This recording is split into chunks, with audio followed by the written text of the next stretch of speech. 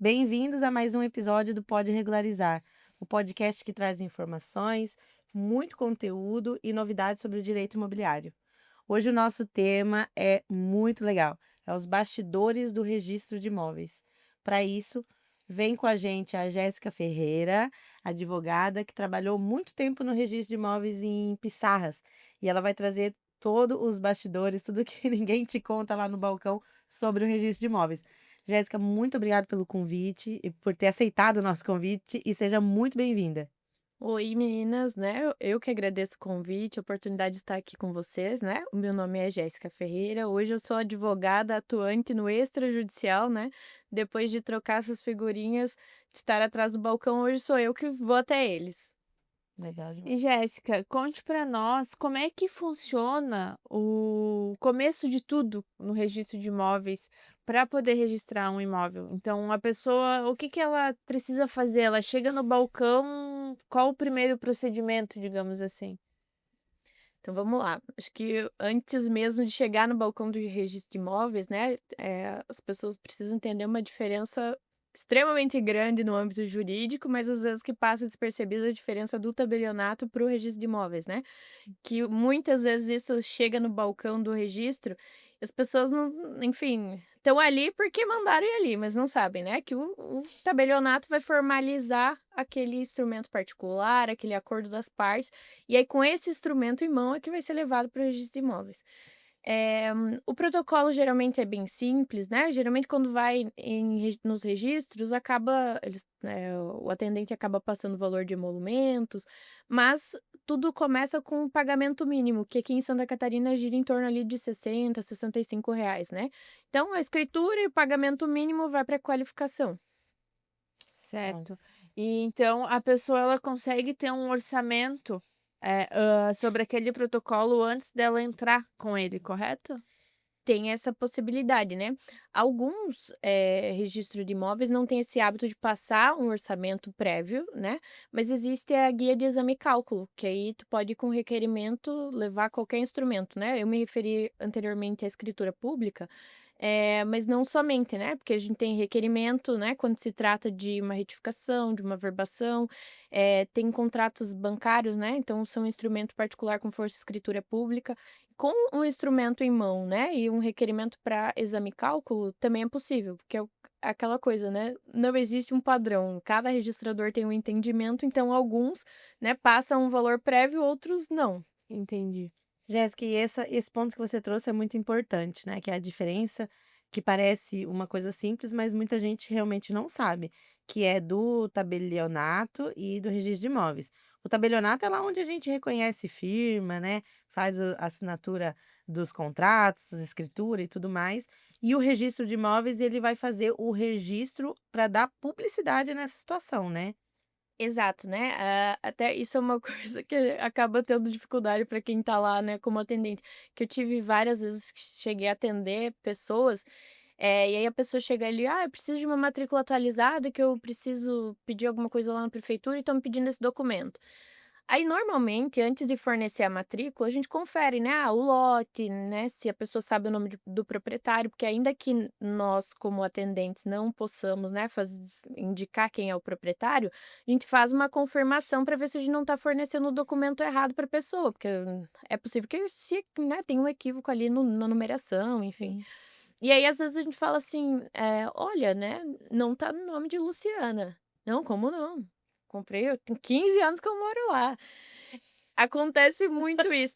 E aí a gente vai conversando, vai entendendo, né, e acaba que essa pessoa nunca levou a escritura a registro. Fez o instrumento, né, assinou lá com o vendedor, tudo bonitinho, mas talvez fez isso por conta, né, não pegou um profissional para acompanhar e acabou não levando isso a registro. Acontece muito e as pessoas ficam, "Não, como se eu tivesse sido, né, passado para trás", e aí até você explicar e fazer ela entender de que não, né, que, o importante é registrar, que não é à toa que se fala que quem não registra não é dono. Mas é uma diferença simples, né, então o tabelionato formaliza as escrituras, os instrumentos, e o registro de imóveis é quem vai dar publicidade para ele, né, garantindo, assim, também, né, a segurança de quem adquiriu. Eu acho que a gente traz muito aqui desde o primeiro episódio, né, Jaque, essa situação que quem tem a escritura pública não acabou ali, né? Ela precisa levar registro, porque senão não está registrado. Que quem não registra não é dono, Né? né? É exatamente o que a Jéssica A também gente falou, é o jargão sempre que a gente usa. reforça, né? Porque muita gente. Ah, mas tem escritura? A casa tem escritura? Eu quero escritura. Pegou a escritura, guarda lá nos documentos e tá tudo certo, né? Agora, isso é um perigo, porque aí pode vir uma enchente, destruir uma escritura, né? Tem E vários muita riscos. gente confunde, né? Contrato com escritura com registro, né? Acontece muito. E já vi gente falar até que o contrato. Ah, onde está o contrato? Ah, eu não tenho, mas eu vou pedir uma segunda via no cartório porque foi o cartório que fez. Eu não sei se antigamente havia uma indicação ou o vendedor deixava o contrato no cartório, que as pessoas tinham essa perspectiva de que o cartório quem fez o contrato, ela apenas assinou. E será que eles não confundiam com a escritura? Não é, Porque eu acho que não é questão de confundir, é porque quando leva lá para fazer o reconhecimento de firma, eu acredito que muita gente, acaba acreditando que: "Ah, eu vim reconhecer firma, eles vão guardar meu documento aqui". Mas Fotocópia. o tabelião tá lá para falar assim: "Não, foi essa pessoa mesmo que assinou", ele não vai ler o teor daquele contrato. Eu acho que tem gente que acaba se enganando. Mas tem um jargão muito comum, né, de pessoas que talvez não tenham tanto conhecimento, e aí vão vender o imóvel e falam assim: "E aí, seu imóvel tá regularizado?". "Tá sim, com escritura e tudo". Isso, esse é o ponto-chave, né? E aí falou que tá com escritura pública, eles compram de olho fechado. É, né, com escritura e tudo, como se aquilo fosse, né, mas é algo de extrema importância, né, Com registrar, certeza. porque Eh, tem casos, né, hoje atuando como advogada, né, eu já peguei regularização de que o senhor tem uma escritura lá desde 97, não regularizou até hoje, e agora a gente foi dar entrada na escritura dele. Hoje, com as tecnologias, né, não tem mais esse problema, se perder o documento, a gente consegue solicitar uma segunda via da escritura, né. Tanto que no caso dele a gente precisou fazer essa solicitação, porque como é um documento assinado à mão de 97, não tem selo de verificação, a gente teve que solicitar uma nova via para vir com selo e tudo mais, né. Mas na matrícula dele tem uma penhora do antigo proprietário. Isso é muito comum, né? É muito comum, por mais que você tenha escritura, você consegue comprovar que aquele bem é seu, mas tem uma penhora lá averbada, vai dar um trabalho para ele para fazer baixa daquela penhora, Entrar com né, embargo de terceiro, e né? poder regularizar e definitivamente registrar esse documento para o nome dele. eu tive um caso que também era de 90, se eu não me engano, 98. Ah, não tinha sido feita a escritura, só o contrato. E aí agora, anos depois, foi fazer a escritura. Mas enquanto estava fazendo a escritura, caiu uma penhora do Ministério Público, inclusive, em nome do vendedor. E além disso, nesse meio tempo, nesse longo tempo, né, houve o divórcio dos vendedores. Porque apesar de ter sido vendida por uma construtora, os imóveis estavam no nome de pessoas físicas, né, então do vendedor e da esposa. E nesse meio tempo eles se divorciaram. E nesse divórcio não foi feita a formal de partilha, não foi feita a verbação, não foi feito nada disso. E aí tivemos que resolver toda essa situação. O nosso caso, temos um caso lá também que ocorreu o divórcio. Ele não tem mais contato com esses vendedores, né, Uhum. a gente não conseguiu contato, mas conseguimos o número do processo do divórcio. E aí agora a solução que nós encontramos foi de peticionar naqueles autos com a nota de exigência e pedir, né, para o judiciário decidir se vai, enfim, liberar esse formal de partilha para a gente conseguir registrar. Mas é uma regularização que está em andamento. Coisa que poderia ter sido evitada no caso desse cliente quando ele comprou lá em 2010, né. Se tivesse sido levado a registro naquela época, os vendedores ainda eram casados, assinaram junto, Estaria tudo certo. estaria tudo E certo. o problema principal do divórcio é que tem que cuidar imposto, né. Nesse caso do meu cliente, quando fosse fazer a verbação do formal de partilha, tinha da carta de sentença, né, o divórcio, tinha que pagar o imposto, porque um ficou com mais Uhum. patrimônio do que o outro. É ter essa ideia de doação, né? Então, aí é complicado, né, se tu não tem contato mais com os vendedores, quem vai arcar com esse imposto? Sim, tem tudo isso. E aí é pelo valor do bem hoje, porque aqui tem aquela FIPzinha, né? e encarece muito mais, porque o imposto de 2010, que é o caso, é muito menor do que de agora, né, Jéssica? E não só pelo imposto, né, porque geralmente quem fez a escritura lá atrás já pagou o ITBI, né. Porém, o registro de imóveis hoje, pelo menos pelo Código de Normas aqui de Santa Catarina, vai cobrar com base no valor real de mercado. E aí existe uma diferença muito grande, Mi porque o mercado imobiliário aqui aqueceu o quê? Nos últimos 8, 10 É, anos? deu um boom. Então, aumentou muito. Isso não, claro que comparado ao imposto, o valor de uma regularização no registro de imóveis acaba sendo muito mais em conta, mas, para um valor que até 2023, né, um imóvel de 4 milhões, né, enfim, tinha um valor fixo ali em torno de uns 2.600 para um registro, hoje o teto tá em 4 milhões a quase 7 mil. Então é uma diferença bem grande. É, quase o dobro, né. Sim. E vai só aumentando, né. O registro tem um sistema, né, que ele mesmo faz as avaliações dos imóveis para fins de cálculo de emolumentos, tanto para escrituras, quanto para averbações de obras e retificações de área. Não tem, um sistema, né, vinculado ao registro de imóveis, né.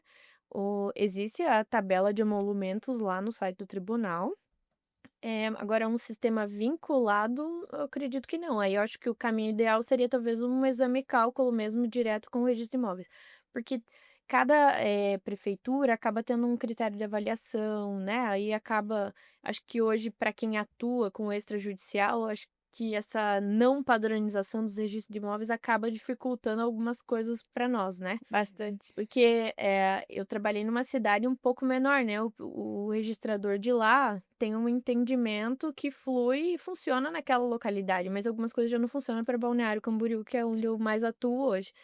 E assim como, né, tem outras cidades mais do interior aí que também já tem um pensamento diferente.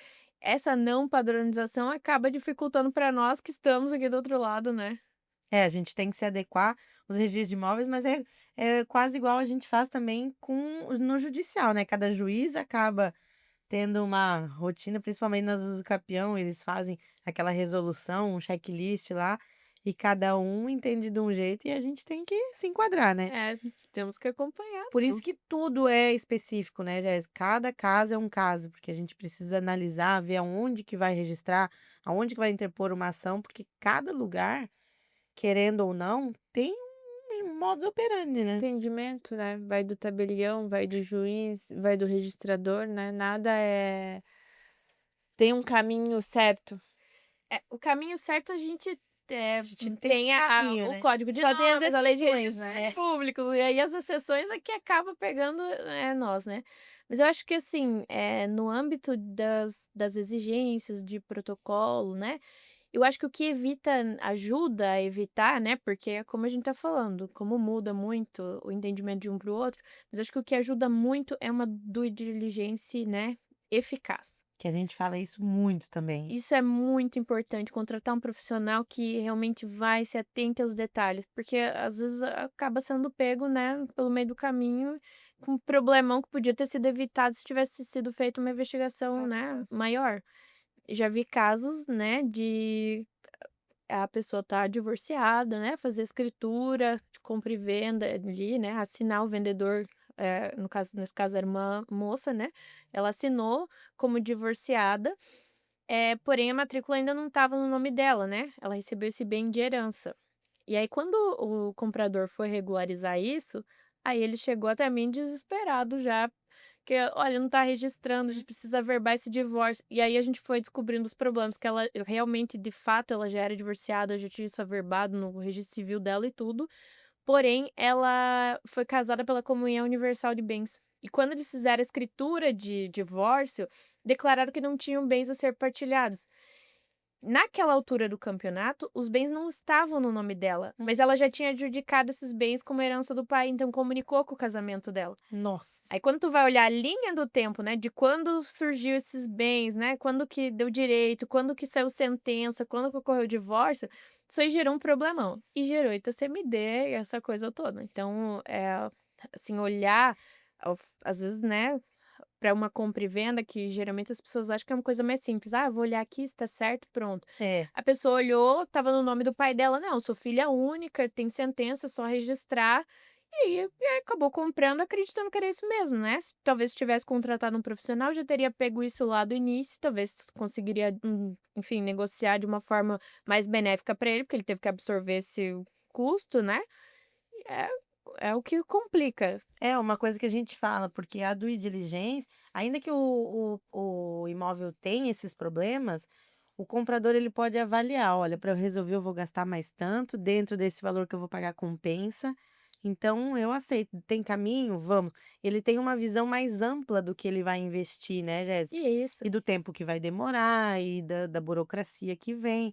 Agora, quando a facilidade da compra e venda é a seguinte: eu comprei, assinei, autentiquei em cartório e entrei no imóvel, eles acham que não tem mais problema nenhum, né. É bem isso. E aí que vem. Até porque tem regularizações que demandam tempo, né, ainda que tenha uma agilidade do profissional, infelizmente tem que se aguardar um tempo, não tem o que fazer, né. Não depende só do profissional, né, depende de toda a burocracia que é do Brasil e também dos trâmites dentro de um cartório judicial, dentro de um registro de imóveis, né. Até colaboração de quem vendeu também, né? Exatamente. E quando a gente fala aqui de regime de bens, né, a gente quando pensa em casamento, a gente nunca pensa em registro de imóveis, né, num primeiro momento.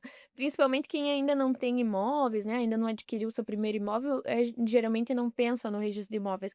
Mas é um ponto muito importante, porque como, atendente lá dentro do registro, eu vi muita dificuldade das pessoas no quesito do pacto antinupcial.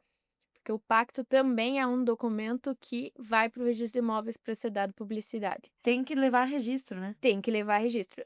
Quando é que tem pacto? Quando o regime é diverso do legal. Então, se optou por casar, né, por um regime que não seja comunhão parcial de bens, vai ter que fazer pacto e esse pacto tem que ser levado a registro. A união estável também precisa, mas só aquela que também tem o pacto diverso, né? Porque na união estável hoje tu também pode escolher separação, enfim. Através da escritura, né, dá Uhum. pra escolher o regime e daí fazer o pacto. E muitas pessoas não têm conhecimento desse pacto, né. Não. Não. Eu vejo que, assim, às vezes chegou um cliente com uma exigência do pacto, que ele tinha feito declaratória do regime diverso da parcial de união estável. E não tinha conhecimento, não sabia por onde começar, nem sabia que existia. Daí a gente teve que começar com aquela busca, né, que aqui em Balneário acaba sendo um pouco mais prático, creio eu, porque a gente só tem 2 registros, né, então se não tá em um, tá em outro. Mas a gente pega uma cidade aí grande, que tem inúmeros registros, acaba complicando. O pacto eu acredito que seja, né, a coisa mais fácil de se regularizar, digamos assim, porque se está no meio de uma regularização de imóvel e precisa do pacto e não está encontrando, que tu pode registrar de novo em outro registro, né. Sim. Então existe essa facilidade. Mas muitas vezes eles não lembram, né, onde foi feita a escritura. Aí isso é um problema, porque a escritura de pacto ela tem que ser feita antecipadamente ao casamento. Aí as nossas buscas começam, né, a dificultar. Eh eu tenho até um caso super inusitado que aconteceu comigo no registro de imóveis com relação ao pacto, porque além de ter o pacto registrado, né, isso quando se adquire o imóvel tem que dar publicidade que aquele casal é casado com um regime diverso do legal. E eu atendi uma moça que ela, foi feita a qualificação do título dela, né, foi cobrado o pacto, documentos, enfim, cobrado valores, porém houve um erro na qualificação. Porque os escreventes, os atendentes também são humanos, né, a gente não é uma máquina que está ali atrás, então comete-se erros.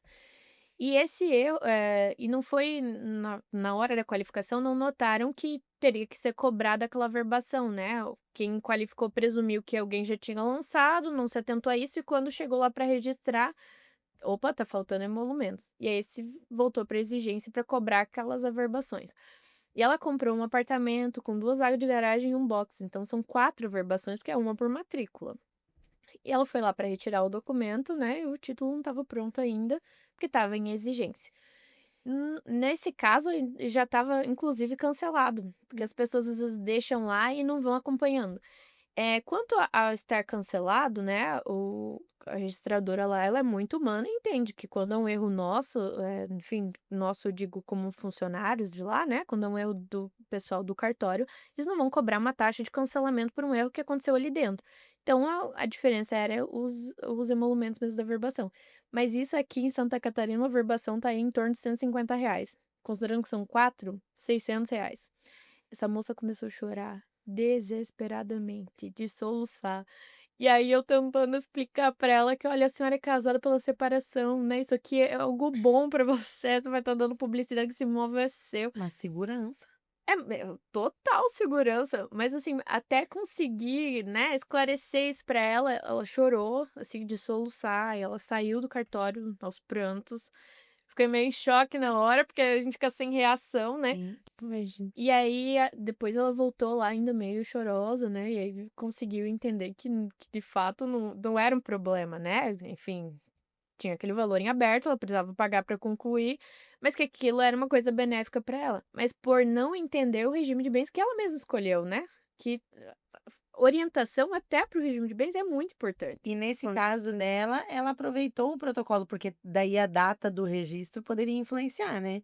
É porque quando é compra e venda, precisa registrar a compra e venda e a verbação seguinte já tem que ser do pacto. Então, sem a registrar essa verbação em conjunto, não sairia o registro do título dela, né? Entendi. Então, é um fator necessário.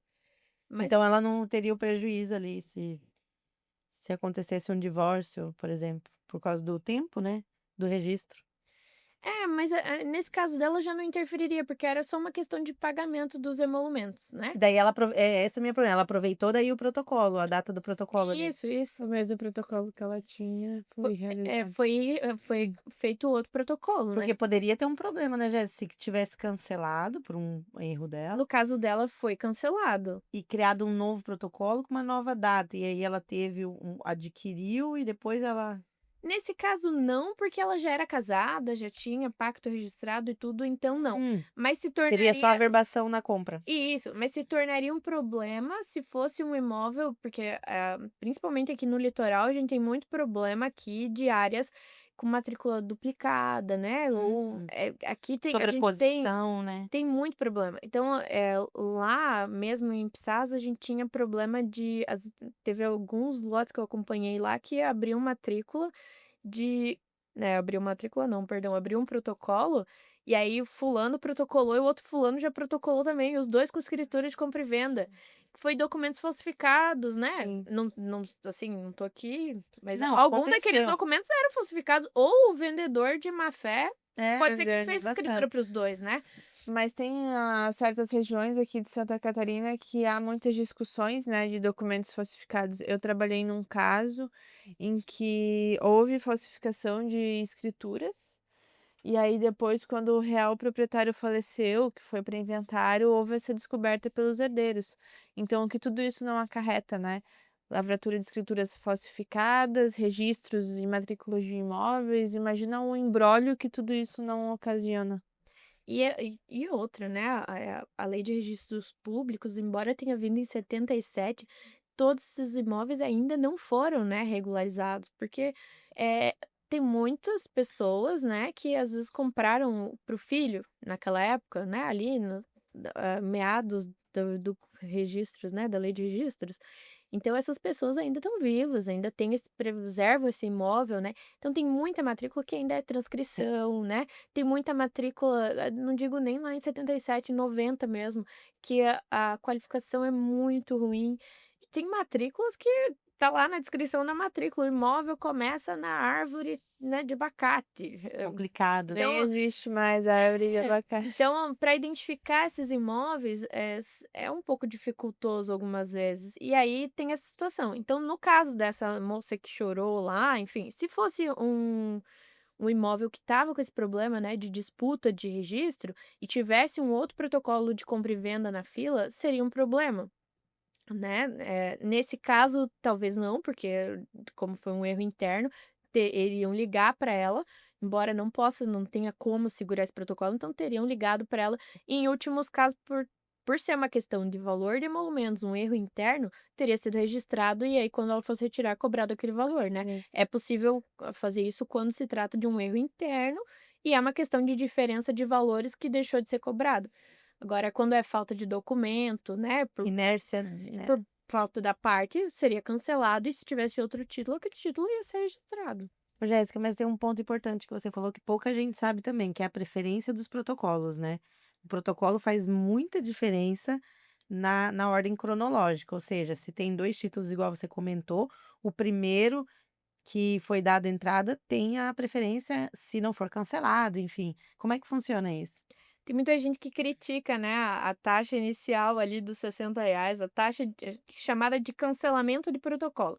Se esse protocolo registrar dentro dos 20 dias úteis de vigência, ele acaba sendo descontado do valor total de emolumentos. Agora, se cancelar o protocolo, esses R$ 60 fica retido e precisa complementar no próximo. E sim, o prazo de protocolo ele não é pensado à toa, né? Assim como a certidão de matrícula atualizada de 30 dias também não é pensado à toa. Eh, Você tem um prazo, tecnicamente hábil para que em 20 dias você dê entrada, seja feita a qualificação, se apresente os documentos que tiver faltando, né. E aí, uma vez encerrado esses 20 dias úteis, o protocolo ele cancela automático. E não, o registrador, né, o escrevente, não tem como segurar esse prazo, né, porque é uma coisa de sistema e tudo. Talvez antigamente, se como era mais manual, tivesse alguma forma de segurar isso, enfim, mas hoje, como é uma questão de sistema, então de forma automática ele com 20 dias úteis, ele já gera lá o cancelamento e sela o cancelamento, né, do protocolo. Então, cancelado o protocolo, se tiver outros protocolos na fila, esses protocolos vão ser cancelados. Hoje a indisponibilidade entra na fila, né. A indisponibilidade cortava a fila. Então Ó, antes, quando você tinha um protocolo, né, ia lá e protocolava sua compra e venda, e entrasse uma ordem de indisponibilidade para aquele vendedor antigo, ela cortava a fila, assim, a gente chamava, né. Então na hora de registrar era tirado uma análise ali da indisponibilidade, se tivesse ordem ativa, era registrado primeiro a ordem e aí cancelava o protocolo, porque sem derrubar aquela ordem de indisponibilidade não registra a nova compra e venda, né.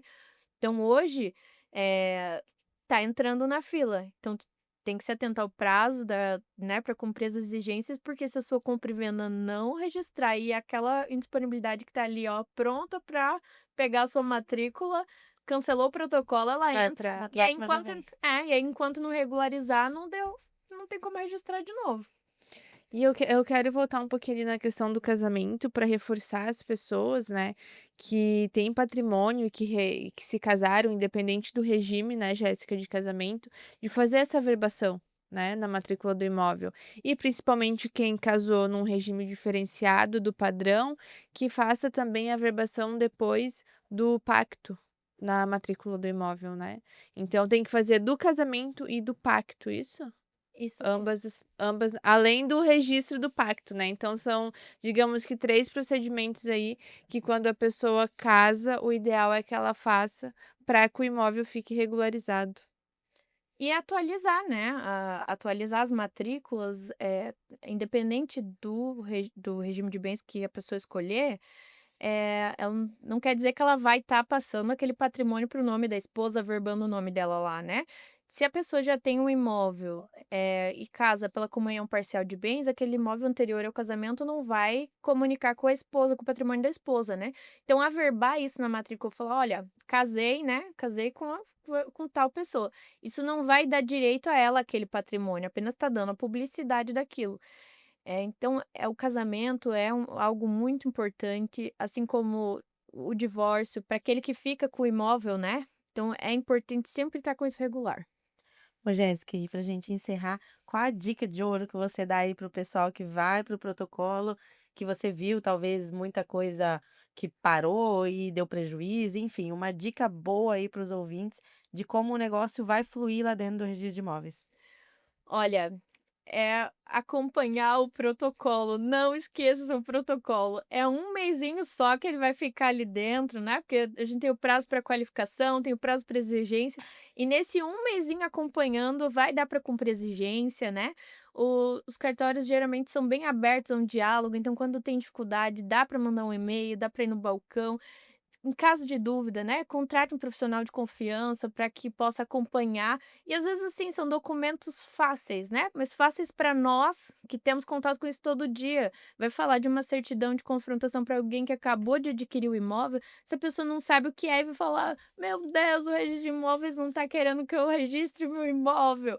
E não é uma dificuldade, é algo que é segurança jurídica, né, a todo tempo. O cartório não vai pedir algo exorbitante, né, ele quer deixar aquilo protegido porque aquela escritura, aquele proprietário esteja tranquilo. Esse é um ponto que eu explico bastante para os clientes também. Toda essa burocracia é para ele mesmo ser protegido, né? De o imóvel dele ficar com segurança registrado ali e não ter problemas externos, porque cada documento que apresenta, cada exigência que é pedida é só para fortalecer a propriedade dele, não é? Exato. E a certidão de matrícula, né, com a validade de 30 dias, é muito criticada, né. O pessoal chega ali: "Nossa, mas só vale 30 dias". Teve gente que chegou a perguntar se tinha que a cada 30 dias ir lá e tirar um documento para poder continuar sendo proprietário daquele imóvel. Então as pessoas não entendem. Mas é algo proposital. A certidão, você vai hoje lá e tira uma certidão atualizada. Sempre vem a notinha lá embaixo quando tem protocolo vinculado. Digamos que não tenha. Daqui 30 dias você pode ir lá tirar outra, é possível que esteja o nome de outra pessoa já, porque esses 30 dias são compatíveis aos 20 dias úteis de um Do prazo do protocolo. protocolo. Então amanhã pela manhã pode ser que alguém vá lá e dê entrada numa escritura de compra e venda, cumpra tudo certinho ali, porque a escritura de compra e venda tem um curto prazo para análise. Então em 5 dias úteis sai a exigência, a pessoa cumpre rapidinho, daqui 30 dias úteis vai lá tirar outra matrícula, já está no nome de Já outra tá. pessoa. Então, não é um prazo à toa, né, é algo para ser seguro para quem é proprietário, para quem está adquirindo, para quem está regularizando, né. Então, os 30 dias não é não é o registrador, né, o legislador que pensou de uma forma para ser seguro para todos nós.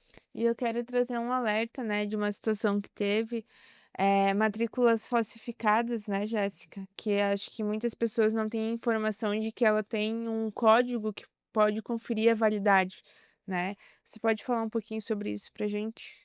Hoje todos os documentos, né, que vem do tabelionato, do registro de imóveis, ele vem com um selo de autenticação, e esse selo ele pode ser consultado no site do tribunal.